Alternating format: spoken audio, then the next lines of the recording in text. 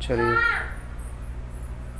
Partnership deed, आइए partnership पढ़ते हैं बेटा। Partnership is the relation between persons.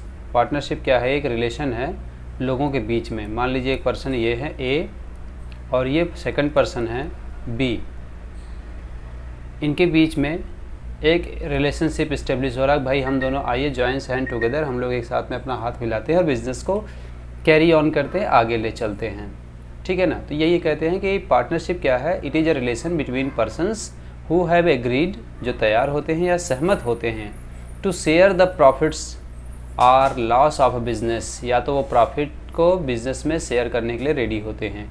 Carried by all, यानी बिज़नेस सभी लोग चलाएं, और एनी ऑफ देम, या उनमें से कुछ लोग। एक्टिंग फॉर ऑल, अगर उनमें से कोई एक व्यक्ति कोई कार्य करता है तो वो सबके लिए एक्टिंग माना जाएगा। जैसे 3 पार्टनर हैं यहाँ, अब किसी एक पार्टनर ने किसी थर्ड पार्टी के साथ में एग्रीमेंट किया अपने इस बिज़नेस के लिए, तो यह सबके लिए बाध्यकारी होगा, सबके लिए मान्य होगा। तो यही ये लिखा गया है कि partnership is the relation between persons who have agreed to share the profits of a business carried by all और any of them acting for all. इसका यही मतलब है। अब आते हैं पार्टनरशिप डीड पर। तो पार्टनरशिप डीड क्या है बेटा? It is an written agreement. अगर वही बात लिख दिया जाए तो उसे हम पार्टनरशिप डीड कहेंगे, या इसका दूसरा नाम है आर्टिकल ऑफ पार्टनरशिप। यानी पार्टनरशिप के कौन कौन से पॉइंट्स हैं जिनको हम यहाँ नोट करेंगे और उन्हें लिखेंगे, तो इसीलिए इसका नाम है आर्टिकल ऑफ पार्टनरशिप। यानी धाराएं पार्टनरशिप की कौन कौन सी हैं, या फिर साझेदारी संलेख। सही शब्दों में इसको हम बात करें तो ये एक साझेदारी संलेख है, साझेदारी संलेख है, ठीक है। यानी written, it is an written agreement between the partners. क्या क्या लिखा होता है इसमें? तो इसमें फर्म का नाम और इसका एड्रेस, पार्टनर का नाम और एड्रेस, बिजनेस फर्म का कैसा होगा ये लिखा जाता है, ड्यूरेशन ऑफ पार्टनरशिप कितने समय तक चलेगी, पार्टनरशिप कैपिटल लोग कितना ले आएंगे, ये सारी चीज़ें लिखी हुई होती हैं, ठीक है। अब इसमें से एक है नॉर्मल पार्टनरशिप, यानी ऑर्डिनरी पार्टनरशिप, ऑर्डिनरी पार्टनरशिप और लिमिटेड लायबिलिटी पार्टनरशिप। दो आपके पास पार्टनरशिप हैं। ऑर्डिनरी पार्टनरशिप रेगुलेट होती है पार्टनरशिप एक्ट 1932 से, जबकि एलएलपी रेगुलेट होती है पार्टनरशिप एक्ट 2008 से। एलएलपी एक्ट 2008 से रेगुलेट होती है। अभी लेटेस्ट में ये 2008 की बजाय 2018 हो गया है, ठीक है। तो 2018 से ये रेगुलेट होता है। Rules applicable in the absence of partnership deed. Partnership deed यदि एब्सेंट है तो कौन से रूल अप्लीकेबल होंगे? तो कौन कौन से नियम है? पार्टनरशिप डीड मतलब बनाई नहीं गई है, लोगों ने बस ऐसे ही समझौते कर लिए हैं। तो अगर लिखा नहीं गया है तो क्या होगा?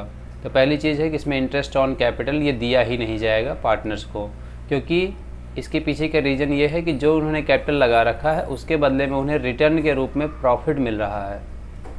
तो उन्हें जब प्रॉफिट डिराइव होता है तो इसलिए उस पर इंटरेस्ट लेना 2 बार की बात हो जाती है कि कैपिटल का जो रिटर्न है वो उन्हें प्रॉफिट के रूप में मिल रहा है, अगर वो उस इंटरेस्ट लेते हैं तो ड्यूअल हो जाता है। इसलिए माना जाता है कि नहीं भाई एक ही चीज़ अलाउड है, profit. Interest on capital won't be allowed. Second लिखा गया interest on loan will be allowed at the rate 6%। अब अगर किसी पार्टनर का हो या किसी बाहरी व्यक्ति का लोन है तो लोन का मतलब होता है कि बाहरी रूप से यानी एक्सटर्नली इसे एक्सेप्ट किया गया है, और जब इससे एक्सटर्नली एक्सेप्ट किया जाता है तो इसका मतलब है कि आपको इस पर इंटरेस्ट पेमेंट करना होगा, चाहे वो आपके पार्टनर ने दिया हो चाहे किसी बाहरी व्यक्ति ने दिया है, तो उस पर इंटरेस्ट ऑन लोन दिया जाएगा ही। लेकिन कुछ जितना लिखा गया डीड में उतना है, और फिलहाल यहाँ डीड तो है ही नहीं, इसलिए 6% तो देना ही देना होगा आपको। दूसरा, उनके प्रॉफिट का बंटवारा जो होगा वो इक्वल होगा, ना कम ना ज़्यादा। चाहे कोई पार्टनर ज़्यादा बिजनेस में कंट्रीब्यूशन करता हो, काम ज़्यादा करता हो, कैपिटल ज़्यादा कंट्रीब्यूट किया, कुछ भी किया हो, वो बराबर के पार्टनर माने जाएंगे।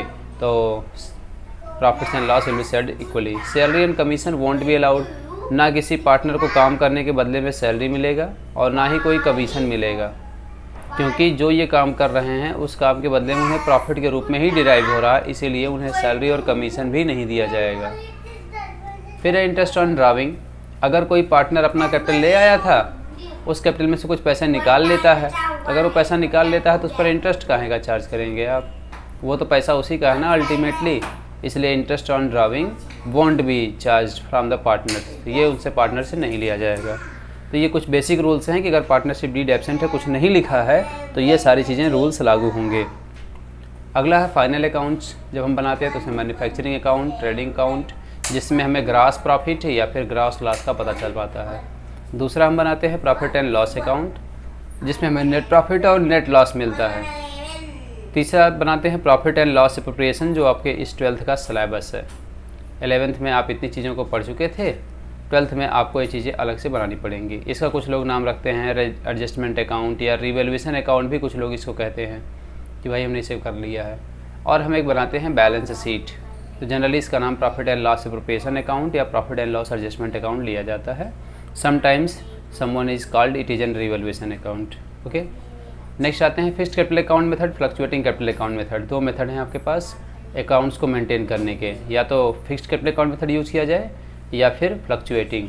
अगर आप fixed capital account method use करते हैं तब आपको दो अकाउंट बनाने पड़ेंगे, एक कैपिटल अकाउंट और एक करेंट अकाउंट। लेकिन यदि आप फ्लक्चुएटिंग बनाते हैं तब ऐसी स्थिति में केवल आपको एक ही अकाउंट बनाने की ज़रूरत है, वो है कैपिटल अकाउंट। ठीक है, अब ये क्या होता है, जैसे मान लीजिए कोई एक बिज़नेस है, उसने 10,000 रुपये का 1 लाख रुपये से बिज़नेस स्टार्ट किया, और जब उसने 1 लाख रुपये से बिज़नेस स्टार्ट किया तो उसे 10,000 रुपये का प्रॉफिट हुआ। तो अब नेक्स्ट टाइम उसका प्रॉफिट बिज़नेस कितना हो जाएगा, कैपिटल बिज़नेस में कैपिटल कितना हो जाएगा, 1,10,000। अब ये 1,10,000 रुपये जो है ये इसमें ऐड हो गया। अगले साल उसे 20,000 रुपये का लॉस हो गया, जिसमें से 20,000 माइनस हो जाएगा, बचा कितना, 90,000। तो नेक्स्ट ईयर उसकी कैपिटल कितनी हो गई, 90,000। अगले साल उसको 40,000 रुपये का प्रॉफिट हो गया, तो टोटल कैपिटल कितनी हो गई,